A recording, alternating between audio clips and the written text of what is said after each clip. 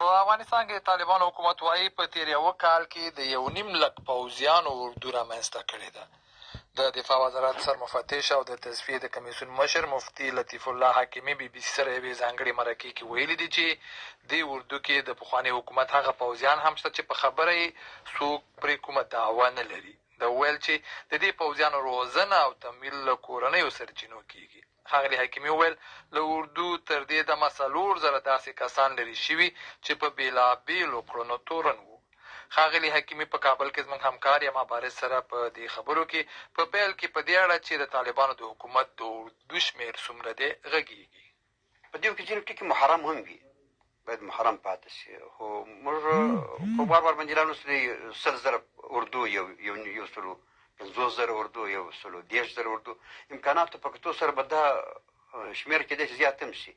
خو داسې اردو وي چې کیفیت مهم ډېر دی، چې کیفیت ډېر پام وشي او امارت یې تجهیز کړای شي، تمویل یې کړای شي، ځکه چې خارجي منابع دلته نه شي چې هغه تمویل کړي دا اردو، او ورته اړتیا وي.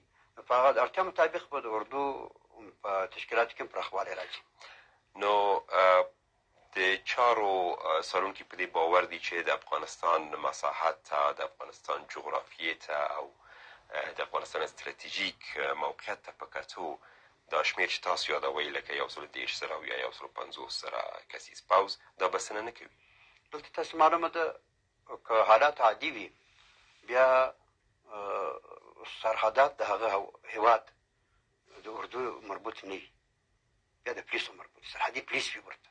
که حالات غیر عادي وي حتما بیا اردو ډېر مصرفه په سرحداتو کې، بیا به نو شمېر ته اړتیا وي چې زیاته شي. په دې کې امارات ملاحظات هېڅ نه لري چې زیاته شي، باید زیاته شي، باید داسې اردو وي چې ورباندې د دولت اتکا، ځکه چې اردو د هېواد د ارزښتونو څخه دفاع کوي او یوازینی هغه ځواک دی چې هغه د ټول هېواد ساتي. فعلا چې زموږ کومه اردو ده په کار باندې مصروفه، هغې لا چارې سمبال کړي دي، او که اضافتوب پکښې راشي هغه به د رزمندید مطابق وي. اټکل څومره به وي د اردو شمېر اوس؟ اټکل 150,000 شاوخوا.